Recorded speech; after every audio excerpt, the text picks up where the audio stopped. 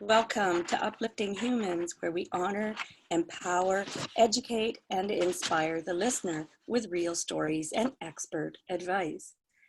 Our returning guest is Luke Sellars. Luke was first introduced to meditation 14 years ago as a possible solution to mental illness and addiction due to brain trauma from playing professional ice hockey. He has developed his approach to self-realization and self-mastery through his experiences as an ice hockey player and dedicated practitioner of Kriya Yoga, heart meditation, mindfulness, and Tibetan heart imagery over the past 16 years. How are you, Luke? Doing wonderful. Nice to be here with you again. Thank you so much for joining us, because everyone has been asking me, when is the story going to continue? We need to really understand what Luke had gone through, because in your story, Luke, lies everyone else's story to a certain degree. And, again, my hat's off to someone like you who's been through a lot. So if you want to just pick up where we left off. Yeah. Perfect. Yeah, thanks for having me in that. It's, I think all of our journeys are clothed, or we have similar journeys clothed in their own way in our own lives, some more extreme than others. But I think the fundamental necessity of being a human being is to be accepted, to be loved, to feel part of something. And when my behaviors off ice, when I was playing sports and that went down a certain path, that I found myself that my community and peers that I had known to be my closest friends and that had turned their backs on me, and rightfully so. I was a wild card. I mean, I wasn't behaving myself. I was drinking excessively. I was doing a lot of drugs. I was not acting in a way that was of integrity and authentic, and I was lying and all these things. So I found myself there with the community of peers that I've known my whole life is really my only support system, because playing sport at a high level, you don't develop any other part of your life. Found myself just kind of out in the cold and didn't have anybody. So I started searching and looking for ways to be able to get better. And what I really realized fundamentally is that I didn't know anything about life. I didn't have any skill sets. I hadn't finished school. I just didn't have the ability to navigate the difficulties that life throws at us, which I think a lot of people can attest to. So I started looking. I went to my family doctor first and foremost, where he put me on antidepressants. And then from there, they scheduled time for me to get in to see a psychiatrist, and got in to see a psychiatrist, and they diagnosed me with depression, anxiety, ADHD, and bipolar. And back then, they didn't really understand that these could have been byproducts from head trauma. So I found myself sitting there in that office with all of the life sucked out of me, or any little life that was left. My mother was with me, and I remember leaving that office and getting in her car in the passenger seat and just breaking down, because I thought my life was over. I remember the psychiatrist saying something along the lines like, go get a job that doesn't involve much, pumping gas or something, because you're probably not going to equate or become much more than that in your life. And that's something that always stuck with me. I was broken and still self-medicating and that. And I went down that path for a period of time of a good couple of years, where I was heavily medicated. And that's really when my life got to the worst part of it, because I did not have the capacity to feel emotion. I already was somebody who was conditioned as a sportsman and more competition in that, but those medications and the way they mixed together really created, I was a shell of a person, and I just got to the point where I didn't want to live. So I went off. How old were you? Sorry for interrupting, Luke. No, it's okay. Okay. How old were you? I was in and around that age. I was about 26 or so, 25, 26. I think I was diagnosed around 25. So 26, 27, those 2 years were real dark. I was pissed off at the world. I was a big guy. I knew how to fight, and I was still seeking the notoriety and the fame and fortune, so to say, living in a dream, thinking I'd get back to playing hockey one day, and went into a lot of unhealthy behaviors. And that eventually got to the point where I went off the meds cold turkey, which I don't advise anybody to do, because I don't think I slept for about 10 days or so, and found myself, and I think we touched on this in the last session, I found myself in front of an old guy in East Man eventually through all of my journeys and that. And he looked at me and said, "Do you realize you're a soul, not your physical body?" Yes. And that took me into this place that I was just kind of like, I've never heard this before. I mean, so I started researching religion, and Yes. religion wasn't something, and half, kind of half-assed it, reading the Bible and the Quran and these things, and not really Yes. understanding what was going on. And I Yes. realized that they were all saying the same thing. Of course. More or less, they were all Yes. saying the same thing. And I also Yes. subconsciously or intuitively realized that everyone in my life that was trying to tell me how I needed to live my life, which weren't the trained professionals. I had the one team there that was really, really good. Everyone else was telling me to live my life. You got to do this, you got to do that. And intuitively I could sense, and I didn't know what intuition was then. I'm thinking, Yeah. these people don't look happy.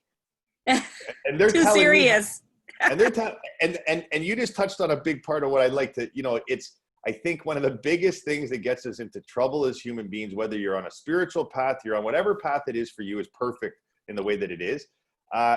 When we take ourselves too seriously, we start to think that we're too important, which happened Yes. to me when I started sharing meditation. People are showing up. You start thinking, oh my God, I'm special. And then, you get hit on the side of the head real quick with that whole thing. Yeah. So we can't take ourselves too seriously. We have to find the Yes. humor in everything, which can be hard in it when it's going on. But the people around me were trying to tell me how to live my life, and intuitively I just went in the other direction.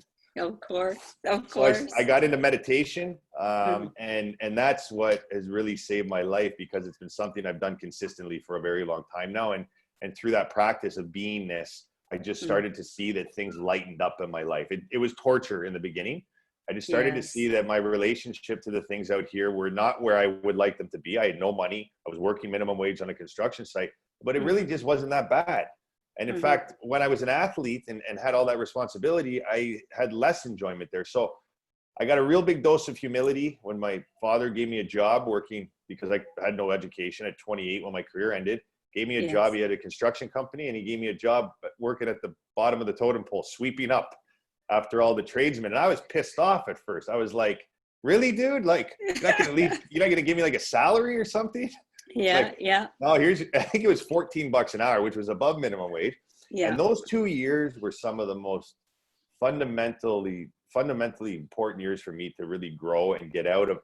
I'm not out of my ego completely and where I live my life now. It's still there. So I'm not going to start saying that, but it gave me a real big dose to realize that I was just the same as everyone else. And I wasn't special, so to say, from a, physical reality type standpoint. I think we're all special in who we are at source, but it was a real big dose, because I always was treated in a way that I was different and special, and had more access to, you never waited in lines places, you never paid for dinners and all that kind of stuff. It was a huge dose of reality. Thank God.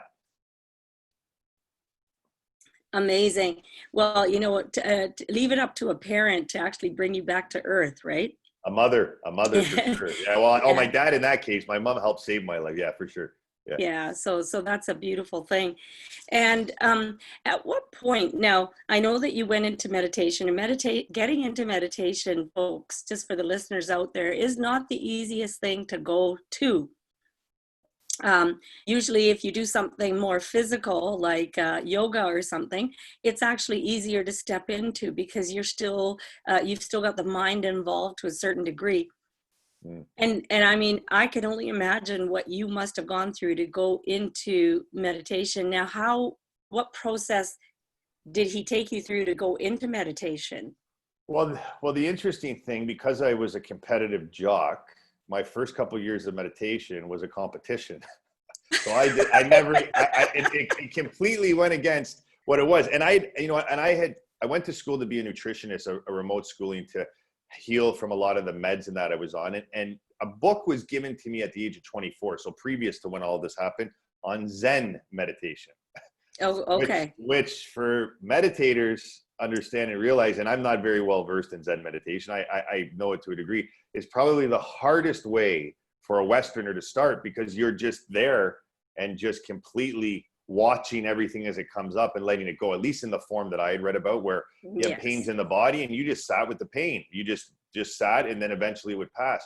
I had a lot of aches and pains in my body, and I had it in my head that meditation meant I had to be sitting on a cushion and in a lotus posture or something close to it. And my body, I was 250 pounds. I didn't get into that position.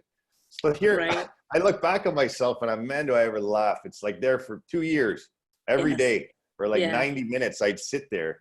and it tortured myself.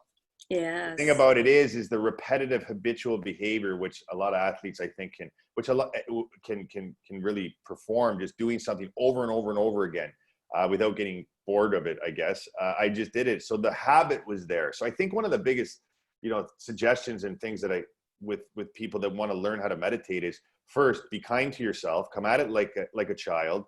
Don't take it so seriously, and just create the actual flow of habit day to day. Maybe it's 5 minutes every day you do it. So you always have that thing there. And I think eventually that seed, once planted, you start to water it and it starts to flourish. And for me, it really flourished when I was given a book called The Ancient Secret of the Flower of Life by Drumbulo Melchizedek. And it sat on my shelf from probably 26 to 28 and 29 or so. I was in quite a dark place. I was doing a lot of self, kind of the work that we see out there, your therapies and that. And I came out of the shower and it fell off the shelf. And I started reading it. And I was like, I wasn't into this stuff. Literally like sports, alcohol, drugs, and women. That's it. That's a good routine. And it's the worst. It's a horrible routine. I think a lot of men think it sounds great, but trust me, it is not, because you'll pay the rest of your life cleaning the karma that you created in those experiences. But I started reading this book, and then I started searching for a flower of life teacher. Now, this book I was reading in, going back now 15 years. So I was like 2005. Well, the Flower of the Heart workshop had stopped being taught in the 90s. In the early 2000s, it shifted to Earth, Heart, Sky.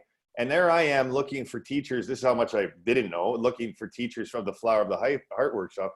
And I sent out like 20 emails to what I could find online. Nobody ever got back to me, or 10 of them, and rightfully so.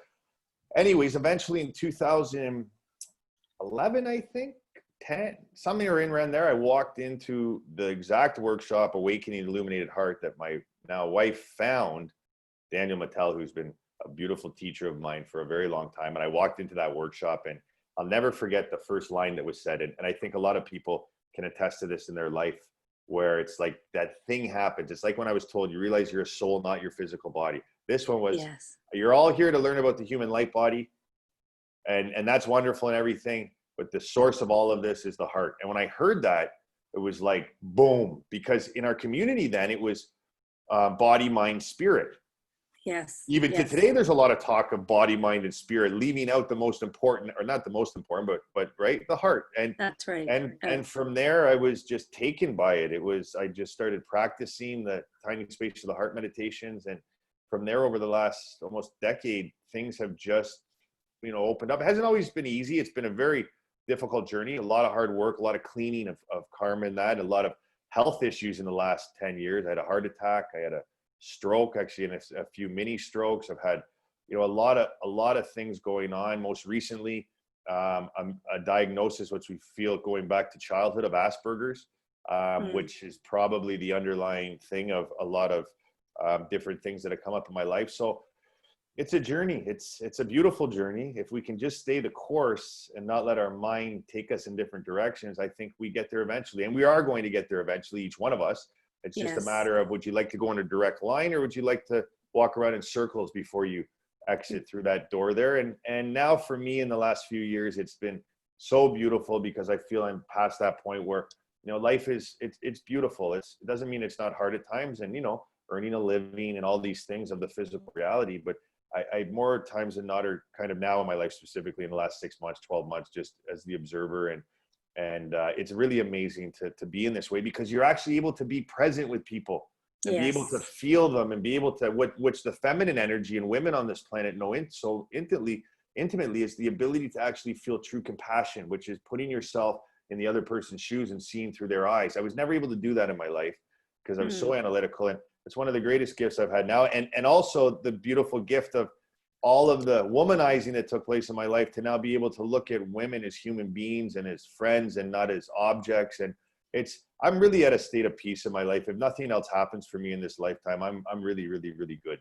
And so if you were given the opportunity to go back and have the experiences again, would you go through them again, to realize that each one of them actually was to actually refine you, wake you up and go, or is there any sort of a regret?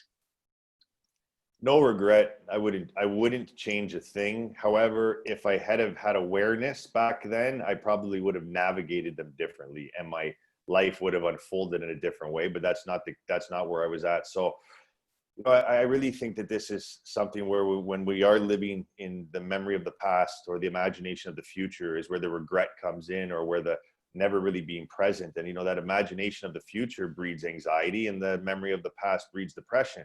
Now, all that being said, it's not like you can just decide that you don't want to be there. And I think that's where we're coming to realize as a global population that you have to show up for yourself before you show up for anyone else. And that has to be consistent. Otherwise, you don't have a defined, deep relationship with yourself, which is the definition of meditation, to get to know yourself better. Yes. So most people aren't friends with themselves. Right. If you're friends with yourself, you're not going to allow yourself to be taken by frustration because your friend said this and your whole day's ruined. Yes. However, we don't have the awareness, so it's part of our process. So yeah, I wouldn't change a thing. I'm so blessed and grateful for all of it, because if you remove one iota of it, I'm not here where I am now with you in this beautiful moment, being able to experience this life right here, right? It's just so amazing for me. That's right. That's beautiful. Now, at what point, and I know because Luke and I, just for the listening audience out there, Luke and I actually got connected through a wonderful, wonderful master teacher of meditation, Daniel Mitau. And of course, Luke is an amazing, amazing teacher himself, equal caliber in my eyes. At what point, Luke, were you introduced to Daniel Mittal, and then that journey began? And just also to point out, Luke is very well traveled. He's a master teacher, not just because he's appointed and given a title of master teacher, but he is doing the work. He's been there. He's taught all sorts of people. And I also want, Luke, you to touch on the practices of alternative meditation, of medication that you also do. Definitely. So if we go back and start with Daniel, so again, it was back in, I think, 2010, 11, in around there. It's on when I came into his field, and it was very interesting. I've always been obedient, so to say. I grew up in a household where it's yes sir, no sir, and you do what the adults tell you to do. And they've had more experience on the planet. Why would you not? And within sports and that, it's always something you're a good soldier. And when I came into that relationship with Daniel, which was essentially master and devotee or seeker or disciple, and not that he uses those types of words, but I was there and I was fully giving of myself to receive whatever the offerings or teachings are. And with him being a Zen master, these guys are really interesting, because you come to them with a question and they're like, they give you another question, or they meditate more. It's a very interesting dynamic, which is very beautiful for me, because I really learned how to empower myself and seek the answers, and then I would come back. But in the early days, he would come into town every 90 days, every 3 months, and teach in Pickering. And I'd be there every time, whether it was a workshop I'd done before or not, and just really relished in the guidance and assistance that he was giving. And really, he's really a beautiful human being and has done so much in bringing different techniques. And what I've come to realize in my own practices and really following his guidance is taking a lot of the really authentic Eastern practices and that, distilling them down, delivering them to a Western world so that they can be consumed and understood. So in these times now, when we have such a short attention span, which I think is 7 seconds of your average person, we don't have 10 hours a day to be sitting in meditation. We need to be able to get a result on our investment of time. And over time, it's just been a beautiful friendship. I came to see that he was actually my father in a previous lifetime. So it's been interesting having a life here where I could feel that love and appreciation and connection to my spiritual father, also having my biological father in this life. And then, 3-4 years ago, he had approached me to be part of the School of the Heart. And it's where we're at now. And really just a commitment of human beings that are no better or no worse than anyone else, that have, been introduced to this way of moving the spirit, the 18 inches from the polarity field of the brain into the heart, and feeling called to share that with the world. I think we have 160 teachers worldwide, and doing the best that they possibly can. I think we need to remember in these times now, the guru, which means God, is not outside of you, it's inside of you. And we can't allow that to take us somewhere into thinking that we are the guru. But what we need to be doing is seeking within ourselves and looking for God within our own energies, which is what my practice is daily. And from that state, if you're in process with something, I learned this a lot from a lot of the Eastern things I've worked in and getting into the herbalism of that, is that if you're in process in something, you have the ability to help another in that process. Doesn't mean you want to be posting up a workshop and claiming you're an expert in it. But if you're learning how to do something and it's working you, we have a responsibility to share it with the world. So we're now living in a time where human beings are starting to become empowered, starting to realize that we're all leaders of this planet and leaders of one another. And it's amazing. And in there too is, spending a lot of time with Drunvalo, who's Daniel's teacher and also mine too, right? And really beautiful, and just being able to learn from that gentle soul and who he is. And throughout this whole process, what I was seeing in the meditation workshops that I was running, that people were showing up, they were doing the work energetically, but there was something missing. They weren't pooping properly. They didn't have enough energy. There was things going on, physical elements of that. Yes. And I had gone down the path of nutrition because I've always just I see myself as a researcher of human behavior, of humanity. That's it. I just want to learn as much as I possibly can. So nutrition wasn't really helping that much because it's exhausting to spend time with people in that context. And I sat in meditation one morning and I just asked, I said, please, I need something for my physical health, because I could feel it was deteriorating from the traumatic brain injuries. I really started to feel like I wasn't going to be on this planet much longer because of in the meditations and that. So I asked, please, God, something, right? And just by chance, an individual who had come to one of Daniel's workshops showed up in my home for a meditation a few weeks later. And when people were sharing what they did, he stood up and he said, I'm a Shote practitioner. And when he said that, every cell in my being lit up. And what I came to realize and know and find another beautiful mentor of mine in this life, Terry Bell, who committed his life to health, studied all over the planet in as much as he could, put it all together, which is what the system of herbs that I work with him, which has allowed me to remedy my own ailments, overcome a heart attack, a stroke in this lifetime just 4 years ago, and really been able to assist a lot of others with it. So, I think it's a time where there's an accumulation of information coming together. With the internet, we have access to so much. We definitely want to have mentors that are assisting us, that have done it and know, so that we don't make the mistakes that they made. But it is a time for us to start letting go of our identities, our social positioning, this is the best way to do it, this isn't the way to do it, and just start to have an openness and see that there's a lot of beautiful people out there with a lot of beautiful information. And if we can live our lives in a way where we want to know what everyone else knows, not holding on to what we know so intensely and trying to force it down people's throats, that we're going to move as human beings in our own life and in turn as a population, which where else is it going to go right now? I mean, it can only go this way. I mean, it might go this way for a period of time before it does, but no, that's wonderful. And I know that you've done incredible work. Can you also share with us your experiences of teaching abroad? Definitely. Because I know you're It's okay. Yes. So teaching in different parts of the world has been an interesting one, and very, very beautiful for me. It just kind of came about. I never really saw myself as teaching or sharing this kind of work. I was just looking for salvation in my life, and I didn't even know what that meant. I just wanted to be happy. But I think by nature, for anybody that's really committed to something and committed to it flourishing within their own life, so motivated, inspired for the right reasons. I think right now, this is, a piece of advice that I think, and not that I give it very often, but it's really good for people that be motivated within your life, not to try to get to some certain place, because it won't work long-term. Be motivated within your life, within your practice, to be the best human being you can possibly be, to assist and help yourself, your family, your community in that. And just by nature, things started coming up. I started being contacted by people on social media and different individuals in different facilities and running different programs, retreat centers and that, and asking if I would like to come and share whatever it is that I'm working on, or workshops and that. And it's been interesting.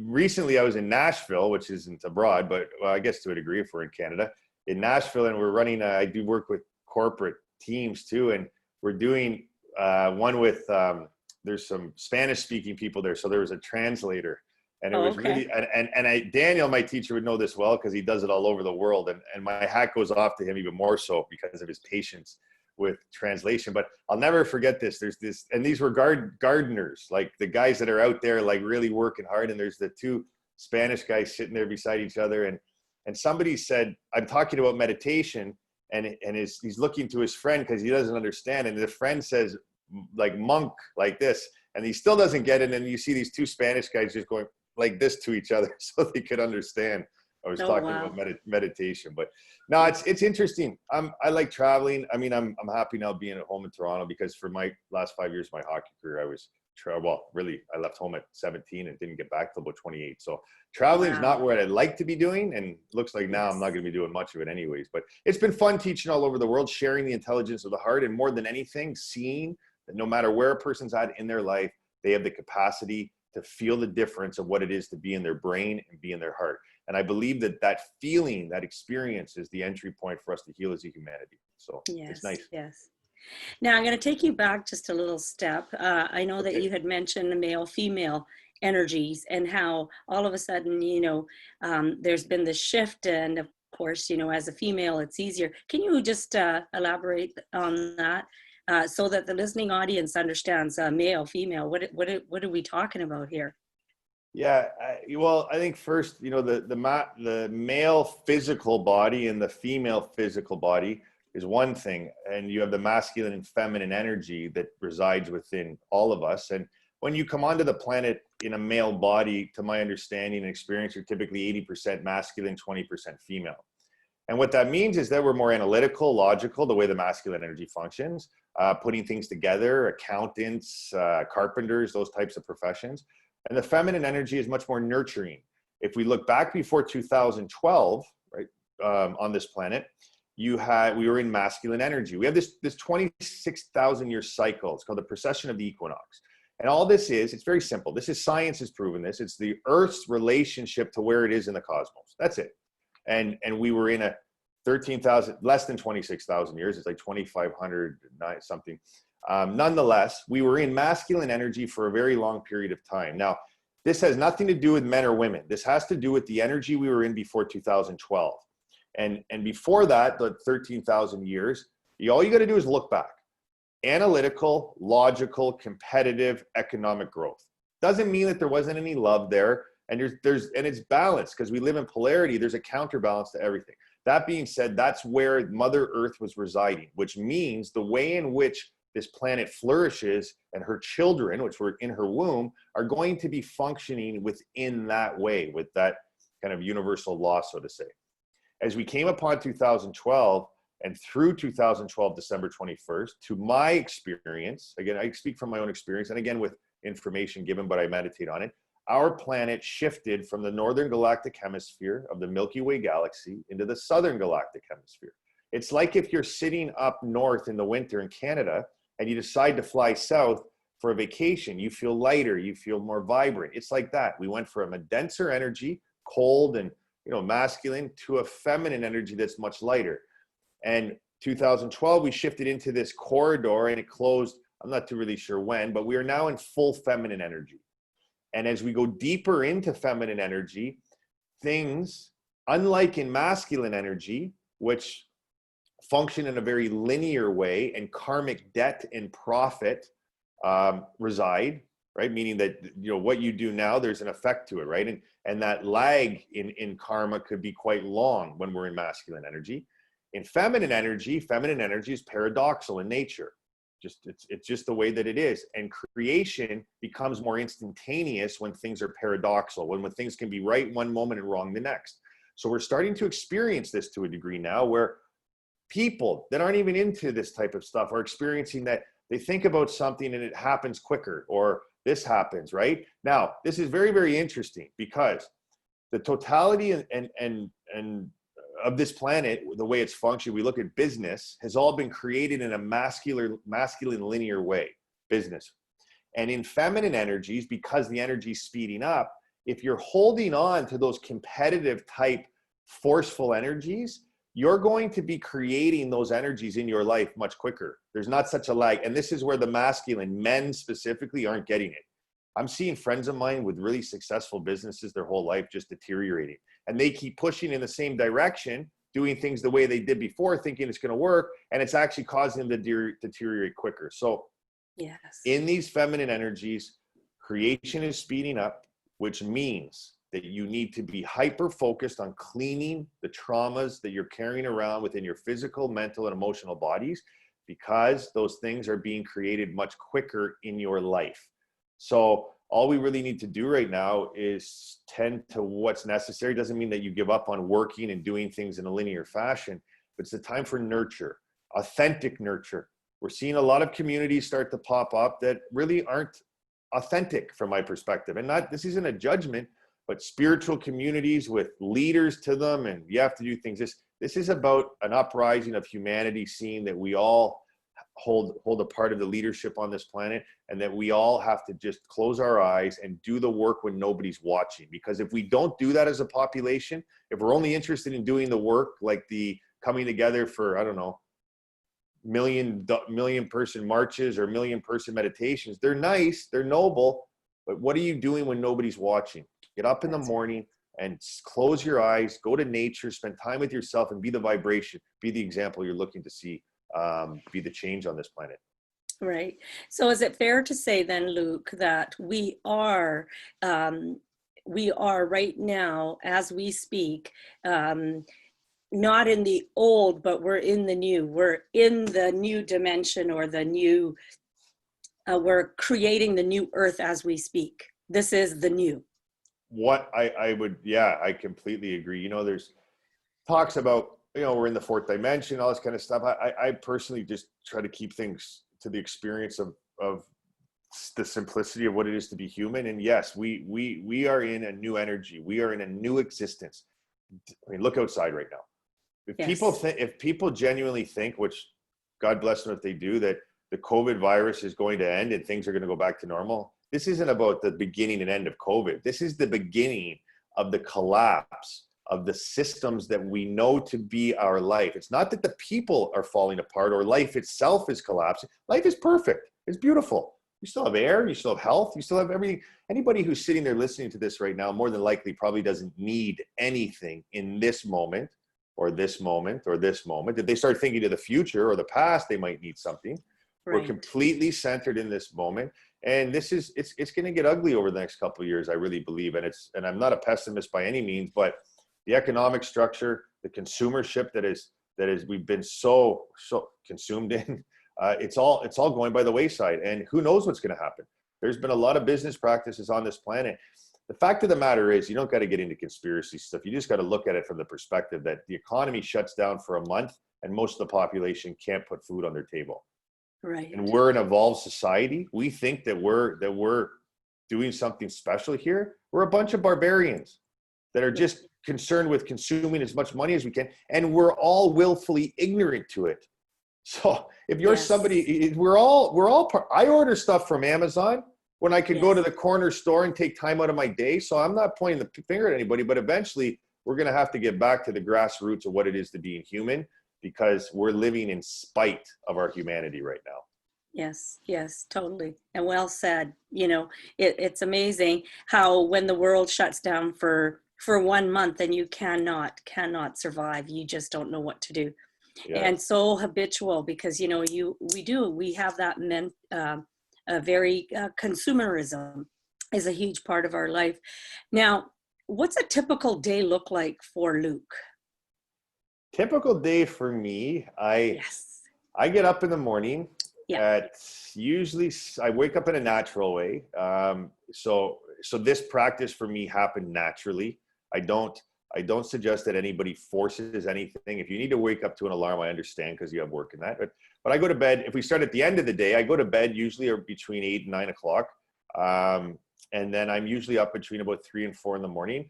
It's between 3 and but right when I get up, I'll do something to get my heart rate up. So that could be 50 air squats and 50 push-ups, or something that is just not really focusing on much other than just getting a sweat on and getting my heart rate going in that. From there, I jump in the shower and I'll shower on hot for about a minute or so. And then a freezing cold shower for about 4 or 5 minutes, which engages my metabolism, starts what's called reverse thermogenesis or cold thermogenesis, which the body starts heating up from the inside out. Traditional thermogenesis is, the kind of idea that if I just ate 1,000 calories and I go jump on the Stairmaster for 1,000 calories, that they even out. It doesn't work that way. So I work with cold quite a bit. And then from there, I come out of there and I do preparatory exercises to stimulate the prostate gland and work the sexual energy inside of my body properly. It was a big part of Kriya Yoga is in Tantra practice, which has nothing to do with sex. I mean, there is an aspect of Tantra of pleasure, Kama Sutra, but most Tantras are, Tantra translates to a doctrine or a body of work. Well, the way we speak about Tantra in the Western world, we butchered it completely. Yes. So, but a big part of Tantra, what Tantra is to stabilize the energies within you so you're connected to the cosmos and also to the earth here. But I do preparatory exercises of reverse breathing, which stimulate the prostate muscle. These are very intimate to me because for a very long time in my life, my sexual energy was all over the place. So moving the energy to be able to, and for men to be able to use the creation energy, right, is what it really is, to become have more vitality, to be healthier, to be more compassionate, these types of things. And then I sit for anywhere from 1 to 2, on a rare occasion, it's longer than 2 hours. And that in Kriya Yoga. So breathing through my spine, and following the teachings and offerings and in the level that I'm at and an embodiment of that. Sometimes I'll integrate some chanting and thing, kind of whatever it is, but Kriya's been the path for me. From there, I go for a walk in nature and I speak to the trees and just touch Mother Earth and say, thank you for everything that you constantly give to me. And that it's kind of what I saw was, it's like, if my mom's staying with me at my apartment and I wake up in the morning, first thing I'm going to do is hug her and kiss her. Yeah. So why wouldn't I do the same with my divine mother? So then I go to nature. All of this, we're taking, now, again, I'm up early. I come back from my walk and I have a beautiful conservation area in the middle of Toronto, which is nice. It's nice. I mean, for a big city, it's kind of like a ghetto fabulous conservation area. It's not like I'm in the middle of Joshua Tree Park or something. So, right. but it works for me. I sit by the Don River, which is dirty and it's okay. There's birds and there's stuff like that. Then I come home and I usually read for a half hour or so. And once I've done all that stuff, that's really the only thing that is, not that the rest of life isn't important to me, but that's really the only fundamental thing, that whole 3 or 4 hours there. That is really what's important to me. And that alone, I think for anybody, it does not need to be that extensive. I think it'll flourish into it as you really go dive within yourself. And then I work a little bit, whatever that is. I work a little bit one-on-one with people, work with groups, teach workshops. Now these are interesting times. I shouldn't say difficult. So that's happening. Then in the afternoon, I'll usually do a little bit of exercise, something, whatever that is. And dinner is quite early, 6 p.m. And the last few hours of the evening, some meditation or just relaxation, maybe watch a movie and repeat the following day. Isn't that wonderful? It's pretty much the same day in, day out. And I really love it. In the early stages, the brain is so wanting, just different things going on, and all that. And I think with time, as you just sharpen the tool of the mind, sharpen the sword, and your concentration is able to stay single pointed. And really, the amazing thing is when you feel really, really, really good and connected to yourself, time flies. Yes. It's like the morning, all of a sudden it's the nighttime. The only time slows down, only time slows down when we're miserable. Time slows down when we're doing the things that we're not supposed to be doing, which is, these different behaviors and stuff. Too much social media, too much drinking, too much, all these different things. So, I eat a plant-based diet. Once a month, I'll have grass-fed beef in that. I find that for the fat in my brain, it helps really well, and with a lot of traumatic brain injury, but really simple. Drink lots of water, smile. Isn't that beautiful? What else can we do? It's amazing because, your story, the path that you've taken, everything you've been through, is so inspirational. And of course, that leads me to the next question is, when is that book coming out? We're about halfway through the book. It's so interesting. I started reading the book. Yeah. Started writing the book 10 years ago with a ghostwriter who had become a friend of mine. And back then the book was, at all the guys from the hockey world, you got to tell all the ridiculous stories from when you played hockey. And that's how we started. And that didn't sit right. So we went in a different direction, and we started back up again about 6 months, a year ago. And we're taking our time with it. We come together 2 to 3 times a week on Zoom like this and talk for an hour. I write some stuff. He's, refining and writing and that. And probably, I would say, I would like to have it out within 6 months. So we'll see. We're holding you to that. 6 months, we're holding you to that. Because there has to be. We're moving strong. We're moving hard with it. We're pushing. We're in action on it weekly. So, the thing is we got about half of it done. We scrapped it and we started over, and we're writing it now in the context of a movie. I played one game in the NHL. One game. I was there for a cup of coffee. So we're using that one game in the NHL and then having small other stories splinter off of it about, teachings that I learned throughout my life. And I would, it's amazing. It's, I feel really blessed to be able to share the story. I know it's a little bit outlandish to a lot of people. Then again, I think a lot of our lives, if we look back, are full of all kinds of exuberant and weird experiences, and that it's just clothed in their own way. And the biggest thing for me is more than anything, I just want people to know that the power lies within them, and they don't need to give their power away. They don't need to be told what to do by other people. They need to follow guidance and assistance, but to really just see that they are beautiful. They are perfect. They can do this, right? So if it can help one person, that's really my only interest. Yeah, no, that's a beautiful thing. That's a huge give. And the very last question, of course, is, a lot of listeners out there, they have a lot of emotional baggage that they're carrying around. And I know that you had mentioned earlier about the necessity to make sure that they're dumping that stuff as fast as it's coming up. One tool that you can give them in order to help them make the process a little bit faster and easier.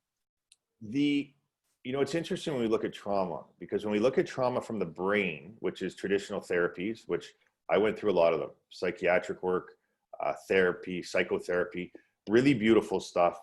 However, only get us to a point of stability from my own experience. For others, they may say different, and I completely understand. Because we're working through the same way of thinking that created them. So at some point, and a lot of that therapy-based stuff is necessary for us to get to the point where we can move into something else. So, one tool that anybody can do that helps and assists. Now, to back up just a moment. When we're looking at the memory of stuff, we're going back to specific experiences where, okay, well, that thing happened. We need to talk through that. When we use this tool, which is going to nature, when we go to nature with our stuff, we can have the intention to let go of something. However, typically what's coming up in your immediate life today is not the source of where it's coming from. It's coming from way back when. A really good tool, you can literally just go stand with a tree in front of you. This was given to me by my teacher. And as you inhale, you feel the tree exhaling into you. And as you exhale, you feel the tree inhaling. And you sit there for about 10 minutes. So the tree is literally exhaling into you. And as you exhale, the tree is inhaling. And you just say a simple prayer or something. Just ask the tree to gently assist in cleaning my traumas or my suffering or my anxiety or my whatever it may be. It really works beautifully. If done daily. You do that for a 30-day period of time, 10 minutes a day, you really start to notice that things in your life are happening differently in the way that you react to them, which you might not even know the trauma that got cleaned or fragment of it that got cleaned, but your life is showing up in a different way. For anybody that really wants to go deep down the rabbit hole and really move beyond this dimension, because when you move into a field of energy where creation is instantaneous, you can't have any fragments of fear in your field. And this is why, not just that we need to clean our traumas to be able to live a more efficient, beautiful, accessible life, but we need to clean them so we can navigate what life's going to look like when you transition beyond this physical body, so you don't come back into a third dimensional physical body. To get to that point, seek out whatever your heart is telling you as a mentor, as a teacher, or somebody that can introduce you to some things to assist you to really get into cleaning it meticulously, like a surgeon. But go to nature. Nature is the simplest way for us to dissolve of the energies we take on, dissolves of the cortisol and norepinephrine from the EMF, the Wi-Fi that we take on, but also she knows she's stronger than any guru in a physical body, or any master can teach you, or any Reiki master. And God bless them for everything they do. But Mother Earth, look at the size of this beautiful energy. Go to her, and go to her in a benevolent way. Stop littering, stop spitting, stop doing stuff, and just go to her in a way of openness and kindness and benevolence, and she'll help you. Wonderful. Yes, and very well said. And on that note, we are here at the end of the show, and I know that we are going to have Luke back, and we're going to have Luke with another dear friend, Chris, and we have at least a certain subject matter that we'll explore a little bit more in detail, because they are just amazing teachers, and you know, they have a lot to share because they've been through a lot, and that's the beauty of it.